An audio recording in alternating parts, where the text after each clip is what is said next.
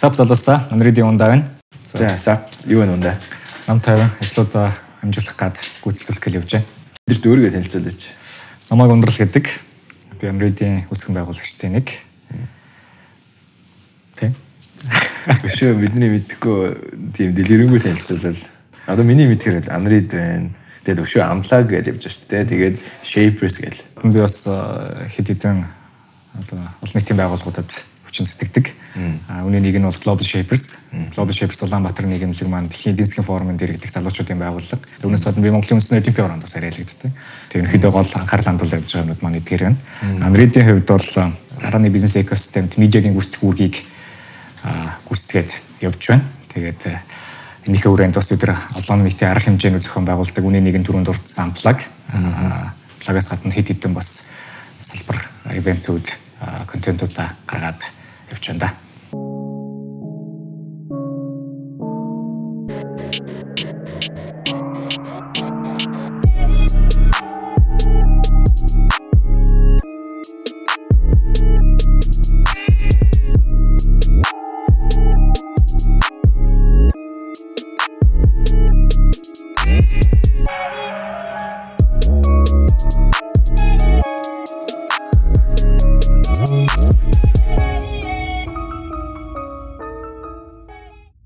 В 2008 оны Бээжингийн олимпийн үеэр хамгийн анх спортын тайлбарлагчаар ажиллах боломж олдсон. Тухайд өнгөж 10 жил төгсөө сургуулиас орж амжаагүй байсан. Тэгээд тэрэн дээр би өөрөө яг спортоос бол маш их зүйлийг сурсан. Манай гэр бүл өөрөө спорт сонирхдаг. Бүгдээрээ яг спортоор амьсгалсан, үздэг сувган л гэхэд дандаа спортын сувгууд байдаг.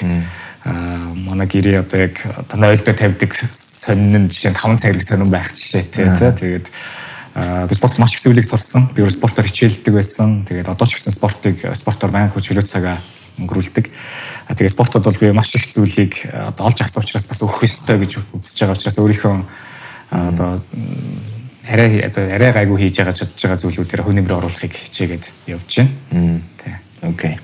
За тэг бага наснда ямар хөтсөн. Бага наснда тэгээд тэр нь одоо яаж энд нөлөөсөн бэ? Багийнхаа түүхийгээр. Тий, манай би ерөөсөө л одоо гэр бүлийнхээ гишүүн бүрийн л одоо хайр халамж донд өссөн. Үнэхээр азтай. Одоо эмээ өвөө одоо ах эгч одоо бүх л хүмүүстэйгээл хамтал бид эднээс суралцаж өссөн. Гэр бүлийн хүмүүжил маань одоо яг бизнес эрхлээд явж байхад одоо хамгийн гол бодож хэрхэмлж явж байгаа зарчмууд үнд зүйлүүдийг одоо өгсөн гэж би итгэдэг. Тэгээд манай гэр бүл өөрөө бас их ном уншдаг, тиймэрхүү зүйлүүдэд их дэмждэг байсан. Тэгээд би яг багтаад нэлээд их ном уншдаг. Тэгээд одоо хамгийн анх уншсан ном бол хичээл залуучдын нэвтрхий тавьж явах жишээтэй. Сайтан болохыг хүсвэл нэвтрүүлэг гардаг. Тэгээд тэндээс янз бүрийн асуултууд энэ төр бэлдэж өөрөө бэлдчихээл хүмүүсээс асууж бахан уурыг хөргөж цагийг нь үрээл тэгээд явж идэг байсан. Тэгээд ерөнхийдөө л яг манай гэр бүлийнхэн ах эгч нар маань аав ээжийнхэн маань нөлөө бол над маш их байгаа. Тэгээд тэднээс бол байнга хайр халамжийг авч өссөн бол их талархдаг. Тэгээд одоо тэгж явж байгаад Unread руу ер нь бол тэр чинь нөлөөлсөн шүү дээ. Тэгж байх тийм.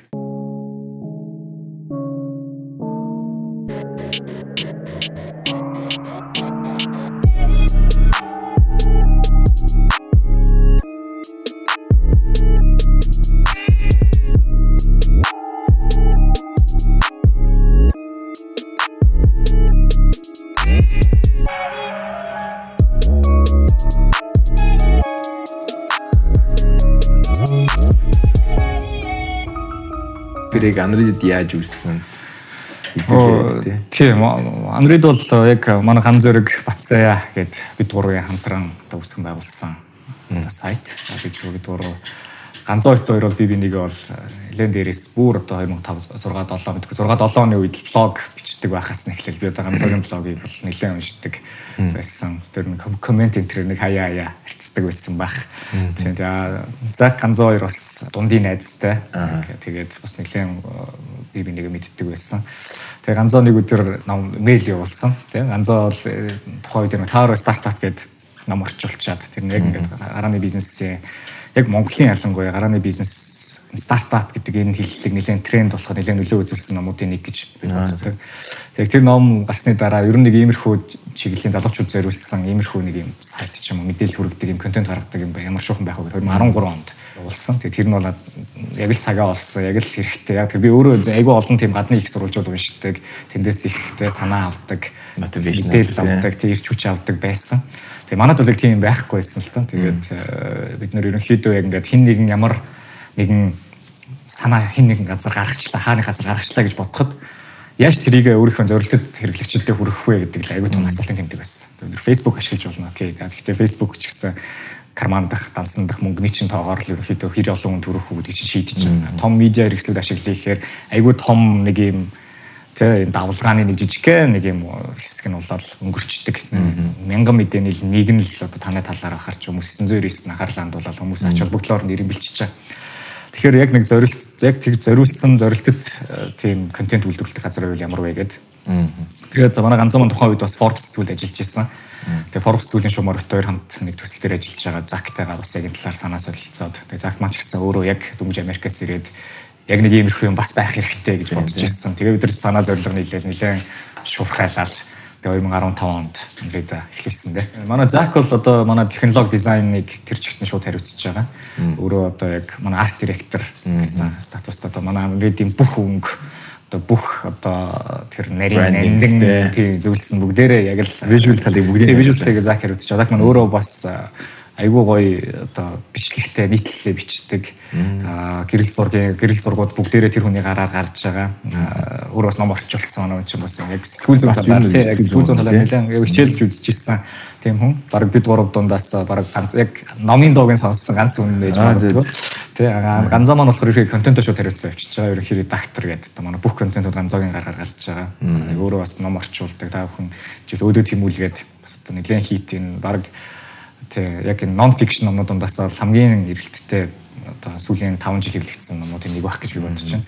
Тэгээд яг бүх текст, найруулга, агуулга талаасаа бол ганцаа хариуцсан явчихж байгаа. Би болохоор ерөнхийдөө яг энэ бизнес талаас нь бас яаж хөгжүүлж болох нь цаашаа би дараагийн үе шатууд руу ахих та яг стартапын дараагийн үе шатууд руу орох их чухал гэдэг. Яаж бид өрсөлтийг чухалчилж, ямар өрсөлтийг хизээ яаж гаргаж ирэх үү, хизээ үйл ажиллагаа өргөжүүлэхүүд хэлэх үү гэдэг тиймэрхүү тал дээр нь түншлэл хамтын ажиллагаа тал дээр нэлээд анхаарат явж байгаа. За тэгэхээр одоо өөрийн чинь тухай буцаад орно. За. Гэхдээ юун дээр лайфстайл өөрөөр яг амьдралын юм аяч ямар уу? Тэ яг төдмөж байхаа ерөндөө тийм их ямар байх вэ? Яг би айгүй олон төрлийн сонирхолтой. Тэгээд яг хийж байгаа ажлууд маань шиг шууд тэрэнд харагддаг. Тэгээд ингээд өөр зүйлсүүд дээр бас тодорхой хэмжээний цаг гаргаж иж би өөрийгөө бас урагшилж чинь хөгжиж чинь гэж ойлгодог. Тийм тэгээд ер нь бол тийм би өөрөөр гэдэг багт залуучуудын адилаар л кино байна уу, хөгжин байна уу, тий одоо бүх спорт энэ бүгдэн дээр сонирхдаг. Тэгэхээр би нэг сонирхож байгаа зүйлээр нэлээд ач холбогдол өгч нэлээд ухаж судалдаг. Тэгээд би өөрийгөө сонсож байгаа хамтлагууд, үзэж байгаа киноны талаар Монголынхаа топ фэнүүдийн нэг гэж өөрийгөө хашгируулж итгэдэг. Тий ерөнхийдөө яг өдөр маань бол банкны уулзалт ихэнх хвчлэн уулзалтууд одоо яг ингээд контент ч юм уу тий тухайн одоо яг гараасаа гарах ёстой байгаа тэр төслүүд бичиг баримтууд дээр сууж өнгөрүүлдэг. Тэгээд би бол яг офис дээр илүү суухаасаа илүү дандаа гадуур явж ажиллахыг ирмэлцдэг. Тэгээ ингээд нэг газар нэг 2-3 цаг суучаад орчноо солиод тэр солисон орчныхон уур амьсгалаас өөрийгөө дараагийн 2-3 цаг ажиллах ич хүчээ авдаг гэж ойлгодог. Тийм болохоор ингээд бас айгүй олон өөр газар, олон өөр хүмүүстэй бас уулзаж ажиллаж тэднээс бас ингээд тодорхой зүйлсүүдийн сурч харж ажиллаж явахыг ирмэлцдэг. Тэгээд 7 хоног болгон би хөлбөмбөг тоглодог. 7 хоног болгон хэдүүдэд тоглоно. Хагас өдөр болгон тоглоно. Өвөл яг бас өвөл заалан тоглоно. 100 бол гадаа тоглоно. Тийм тэгээд 100 бол та патаар болчвол ерөөсөө байхгүй. Тэгээд яг би бас өмнө нөгөө хөлбөмбөгөөр хичээлдэг байсан. Багтаа бол баг мэрэгжлийн хөлбөмбөг чинь болно л гэсэн мөрөөдөлтэй байсан. Тэгээд болоогүй. Гэхдээ ядаж нэг найзуудтайгаа тоглоод явахыг ирүүлдэг. Тийм тэгээд 20 болгонхийнхаа өмнө би ТV сериалууд үздэг. Тийм яач ирсэн нэг кино үзээд тэгээд тухайн өдрийнхөө бүх ажлуудыг мартаж кинонд донтож орж энэ нөхөр чи яах вэ, яаж байгаа вэ гэж тэгэл өссөн хийж байгаа юмнуудтайгаа холбогдоод тэндээс баян шин санаанууд авдаг. Кино бол ер нь тэгэл одоо голохгүй шахах уу. Гэхдээ мэдээж нэлээд хүмүүсээс санаа юу сонсон л доо фидбек сонсон.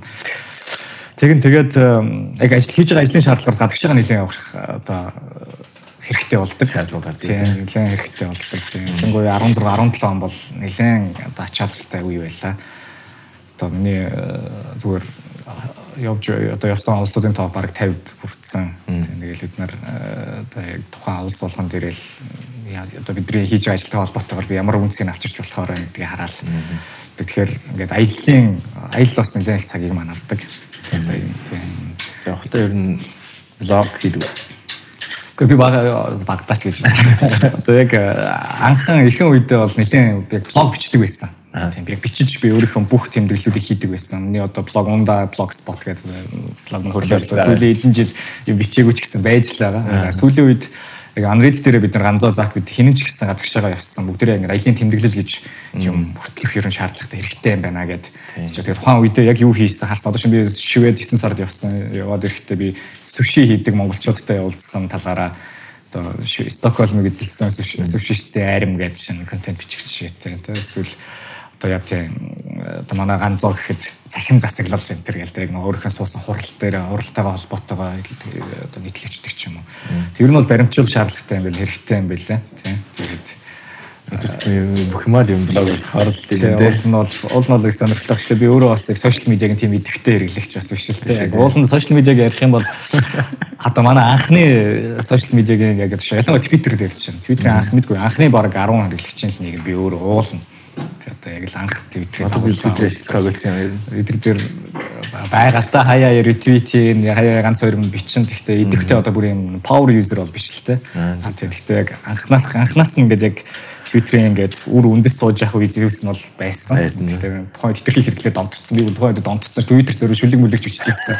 Тэгээд жихлээс Michael Jackson яг тухайн одоо нас бараалтай тэр үед би яг Twitter-ийн онтой хэрэглэгч байсан. Тийм яг л яг тэр үед чинь шүн би 4 цагт ингээд цагийн зургаас 4 цагт дэлхийд даяар ингээд Michael Jackson асарлаа гэдэг мэдээ чинь засагдж байхад би тэр үед Twitter дээр сууж ирсэн байхгүй. Тэгээд яг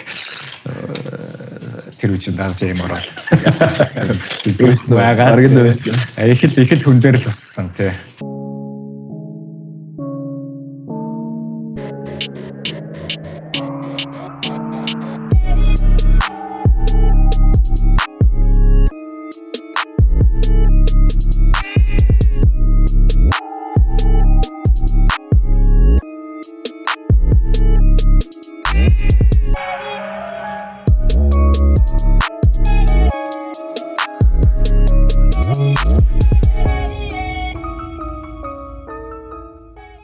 Фэшн талаар ярил. Ер нь загварт хэлсэн хэлтэй. Тэр тал дээр бол үнэхээр маруухан. Би одоо яг нэг хэв маягтайгаа нэг стилтэйгээ одоо хэдэн жил явж байгаа гэдэг. Эзээ хамгийн сүүл өрсөлдсөн санах. Хинч хаанаас нарсан ч тэр хараа одоо яванда. Яг өөрөөсөө стилээр те. Ер нь нэг ерөөсөө санагдгүй юу? Ер нь яг хаяа фэшн TV үзэлтэй. Фэшн TV хаяа үзэл ердөөс биш. Яг бүх юм сонирхол байвал арай болохгүй байна те. Тэгээд би бас түрүүн бодчихсон нэг интенд очиад ингээд цэнэгээ аваад явдаг гэж штэ. Тэгэж антлаг гэж нэрсэн үгүй баг л те. Өөрөө бол угаасаа антлаг юм биш үү? Антлаг бол манай Заки өгсөн нэр. Зак маань яг ямар зорилготой гэхээр бид нар тэгтээ тэр бүгдээрээ байнга ямар нэг төхөөрөмжөд холбогдсон. Бүгдээрээ тэрнээс ихтгэлийн хамааралтай болчихсон байгаа үед манай ивент дээр ирээд өөрөөсөө яг бүх юмнасаа салаад яг бодит тийм мэдрэмжийг л авах гэсэн санаа. Антлагийн гол зорилго бол угаасаа яг л маш олон сонирхолтой ажил хийж байгаа, потенциалтай байгаа, ирээдүйд хамтарч болох тэр олон залуучуудыг нэг дор нэгтгэх. Бидэрт бол одоо яг тийм л орон зай харьцангуй дутагдaltaй байна л гэж одоо миний хувьд шиг яг ингээд бинийг олох тийм тэр талбар л нэгээр нэмээсэй гэж ламтлагыг бид нар хийж байгаа л да. Одоо Unread-ийн тухай илүү шууд хэлэнгүй ярил. Тэг яг одоо компани хатаа. Unread-ийн хувьд ерөнхийдөө яг зорилттой сегмент рүү чиглэсэн контент үйлдвэрлэдэг.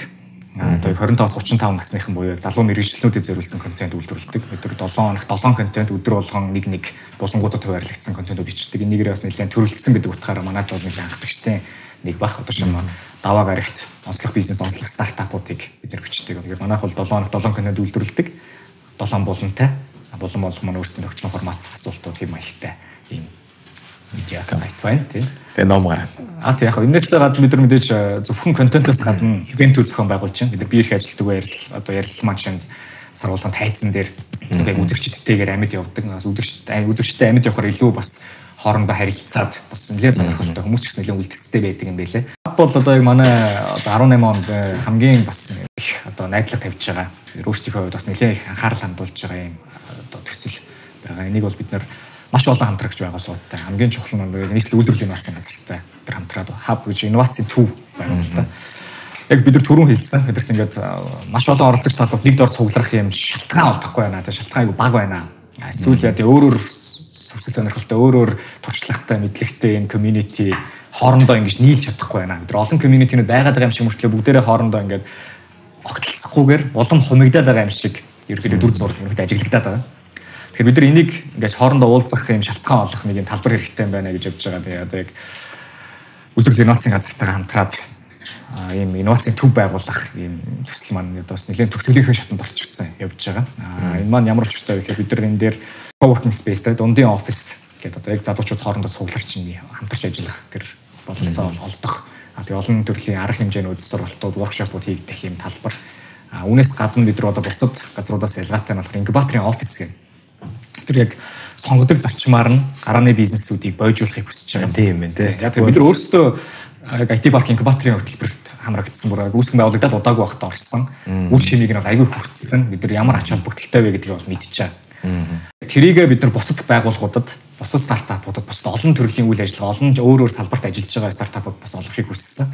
18 оны маань гол зорилго яг эндээс бид нар тодорхой хамтын ажиллагааны түншлэлүүдийг өөр хүмүүст, өөр хамтрагчид бие биенийг олох тэр одоо нөхцөлийг бүрдүүлэхийг хүсээд ингээ явж байна. Тэгээ хаб гэдэг маань үүр гэдэг утгаараа те ингээд энэ олон санаа, зорилго нэгдэл ингэж нэг дор нэгтгсэн юм үүр байгаасаа л гэж үзэл явж байна да.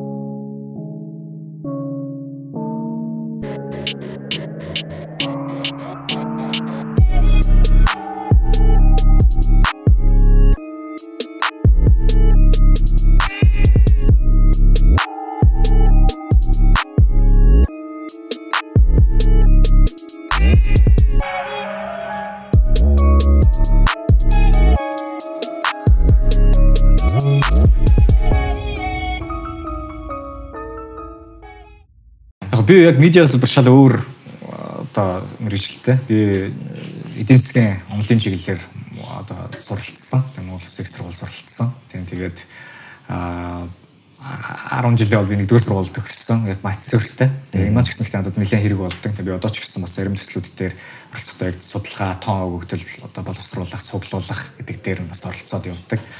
Тэгээд илүү олон талаас нь арай өөр өнцгөөс нь харах боломжийг олгоод явдаг баг. Тэгээд дотоодын бүтээгдэхүүн. Тэ. Окей. Тэгээ яг хийж байгаа ажлуудаараа бол одоо миний зорж байгаа юм. Тэгээ манай Global Shapes-ийн залуучуудын маань ч гэсэн яг үндсэн зорилготой шууд мэддэг. Тэр эргэн тойрон амьдарч байгаа энэ эргэн тойрондоо тодорхой хэмжээний хөв нэмрээ оруулж байгаа нөхцөл байдлыг сайжруулах. Committed to improve the state of community гэсэн юм. Тэр нь юу ч байж болно. Тэгээ яг одоо бол би чинь Unread дээр эсвэл Global Shapes-ийн зарим төслүүдээр хөв нэмрээ оруулж байна. Цаашдаа бас яг нийгэмд эрг нөлөөлөл үзүүлж чадах, нөхцөлийг сайжруулж чадах ямар ч зүйл байсан бид энэ нээлттэй байж чадна гэж бодож байгаа. Тэгээ ерөнхийдөө бид нар яг нэг зүйл гэдэг бол тэр залуучууд бид нэг 21-р зуунд амьдарч байгаа, технологийн эрүү үед амьдарч байгаа залуучууд бидний маш том давуу тал байгаа гэж би итгэж байгаа. Тэр нь болохоор биднэрт за дэлхий биш юм аа гэхэд эргэн тойрныгоо өөрчилж чадах бүх хэрэгслүүд бидний гарт байна. Тэгээд интернет, компьютер гар утастай байхад өөрсдөө өөрийнхөө хиймээр байгаа зүйлийн талаар мэдээллийг аваад тэрийгээрээ өөрийгөө сайжруулад хөгжүүлээд хөв нэмрээ оруулах ямар нэг юм хийх боломжтой байна л гэж үзэж байгаа. Тэр үед хүлээн авдаг байсан үеийнхэн биш зөвхөн дээдлийн үеийнхнийхээ хий гэсэн зүйлийг хийдэг. Зохиож өгсөн тоглоомын дүрмээр амьдардаг биш тийм өөрсдийнхөө байнаар байгаа хиймээр байгаа зүйлсүүдээ хийгээд хөв нэмрээ оруулдаг тийм үеийнхэн байгаасаа гэж хүсэж байгаа. Тэгээ тийм байлгах ч гэсэн боломж байна. Тэгээ боломж өөрсдөө дээр ашиглах хэрэгтэй байна. Тэрийг өөрчлөн. Unread-ийн хувьд ямар байна? Ерөнхийдөө саний дээр. Unread-ийн хувьд бол угаасаа л яг тэр бид нар яг энэ экосистемийг бэхжүүлэхэд одоо ингээд амжилтын түүх яг үлгэр дуурайл болсон лидерүүдийг бий болгоход хөв нэмрээ оруулмаар байна. Дээрээс бид нар нэг ч манайхыг уншаад нэг хүний ч гэсэн одоо үзэл бодол эрг тийшээ өөрчлөгдөд тийм ингээд өөрөө ингээд зориглож хийж амжихгүй байсан зүрхлэхгүй байсан, бэрхшээж ирсэн тэр зүйлээ хийх тэр сэтлэн дөрөөл хийж эхэлж ивэл бидний хувьд бол ягалт. Хүн ч гэсэн нэг юмдэхгүй. Тэгээд бид нар бол яг тийшээгээл чиглүүлээл хүмүүст бидний одоо хамгийн бахархдаг зүйл ерөөсөө тэр бид нар одоо яг өдөр болгон уншиж байгаа хэдэн мянган залуучуудтай урам зориг өгч байгаа. Тэднийг одоо яг ирч хүчээр сэнэлж байгаа. Тэдний шин санаа сэтэл өгч байгаа гэдэг мал бидний хамгийн чухал биш. Чухал зүйл. Тэрнээс биш одоо яг хэдэн хүн уншиж чинь ч юм уу тийм ир хийх мөнгө олж чинь ч юм уу хэдэн хүншлэлтэй байгаа гэдгээс илүүтэйгээр тэр зүйл нь өөрөө бидэрт илүү чухал. Бидний хувьд яг энэ үнцэн үтээж байгаа үнцэндээ илүү ачаал бүрдэл өгч байгаа гэж ойлгож байна. Global Shapers сүдэд бас олддог нэг айгүй том боломж нь болохоор хийдийн форумд оролцох. Жил болгон яг 50 залуу Shaper-ыг шалгаруулж хийдийн форумд оролцох боломж олгодог. Хийдийн форумын дундаж нас чинь 54+6. Тэгжээс 3000 хүн цугларддаг. 17 оны одоо энэ 1-р сард яг энэ форумд оролцох завшаа олдсон. Энэ бол маш том одоо ер нь бол шокноос гараагүй нэлээд удсан. Би яг үнэндээ 10 сарын үе сонссон. 10 сарын үе сонсчол яг виза аваад авах одоо яг нөгөө онгоцныхоо тиг бичүүлээл яг хүртлээ би баг хүн хэлээ. Тэрээс яг манай шейпрүүд л мэдчихсэн. Цөөхөн шидэ шейп бүгдээрээ ч бас шидэ мэдчихсэн баг. Тэгээд тэнд ерөөсөө л яг ингээд яг дэлхийн нийтэд хамгийн эрэлттэй байгаа яг энэ сэдвүүдийг хамгийн гол хүмүүс нь л ярилцаж, хэлэлцэж бизнесийн салбарын бүх би олимпиад оролцох боломж надад олдоогүй. Яг тамирчны хувьар. Гэхдээ нийгмийн салбарын хувьд чинь тийм бизнесийн салбарын хувьд яг олимпиад наадам тийм яг энэ дээр оролцох боломж олдсон. Ерөөсөө асар олон зүйлсүүд дээр нь одоо яг үзэж бодож явж ирсэн зүйлсүүд өөрчлөгдсөн. Ерөөсөө маш олон зүйлсүүд дээр би ерөөсөө ийм байсан биш гэж ойлгосон. Тэрээс нэг mind blowing гэдэг тийм. Тэр үг яг шууд яг үнэхээр тарих толгой дийлбэрч тесэрмээр тийм мөчүүд бол байсан. Офисын талаар одоо яг өөрөж офис. Өө тийм манай бид нар IT паркийн Монгол мэдээлэл технологийн үндэсний паркийн инкубатор хөтөлбөрт хамрагддаг. Бид нар яг одоо бид нар бол яг 21 м квадрат одоо манай офисын хэмжээ байна. Бидний хабын маань спейс бол 2800 м квадрат. Вау. Тийм 2 давхар. Тэгээд гэлбэртэй ийм том бүтээн байгуулалтай байгаа. Одоо халуун босхоор ер нь бол та бид өөрсдөө угаасаа шууд яг тийшээ нүүн хамгийн ихнийх нь компани болоод бид бус компаниудыг бас дуудах тий авчрах тэр гол юм нь болох хэрэгтэй. Бид өөрсдөө бүх менежментийн хариуц шийдэж байгаа. Тий одоо яг л ийм чөлөөтэй амир одоо open space үү уян хатан тэгээд яг тэр дотор байгаа одоо ширээнүүд хэрэгслүүд нь болохоор бүгдээрээ яг ийм хөдөлгөөнтэй яг нэг тогтсон биш. Яг тийм. Дээрэс нь бүх хүмүүс зориулсан байж чадгаар хөдөлмөрийн зах зээл дээр millennials угаасаа өч төрж орж ирж байгаа учраас тэдний зан төлөв бас нэлээд одоо энэ уламжлалт байдлыг эвдэж явах шиг байна. Тэгээд яг энэ ирээдүйн ажлын байрыг бид нар энд яаж төсөөлж болохоор байна гэдгээр л харж хийсэн. Тэгээд скины хүмүүс гэсэн тэрэн дээр нэлээд туршлагатай байсан учраас одоо ингэ манай туслан гүйцэтгэгч маш олон байгууллагууд бас нэр оролцож байгаа. Тэдэртэй нийлээд ингээд бүтэхгээ явуулж байна. Тэгээд гоё бүр гоё концепцууд нь илүү тодорхой болох хаа. Бүр багасаа би хамтлагийн гишүүн байхыг хүсдэг байсан. Амьд хөгжмийн хамтлагийн гишүүн байхыг. Даанч надад хөгжмийн авьяас ерөөсөө байгаагүй.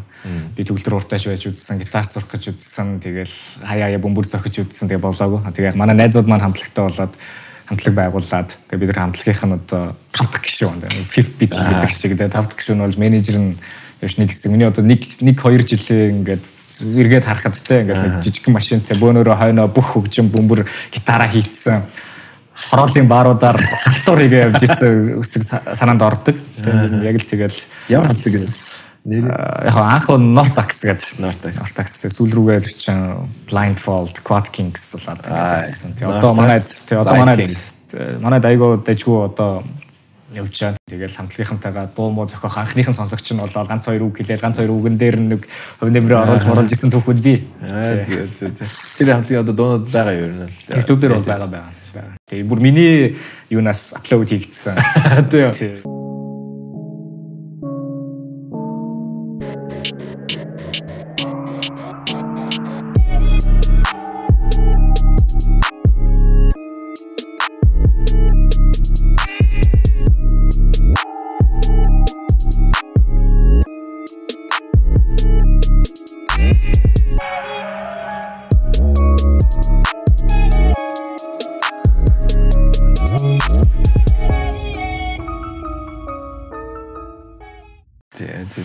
Тийм л цагтай байлаа. За баярлаа. Ярьсанд. Залуучуудад урам өгсөнд. За найдаж байна. За та хүн ч гэсэн баярлаа. За. Окей. See ya.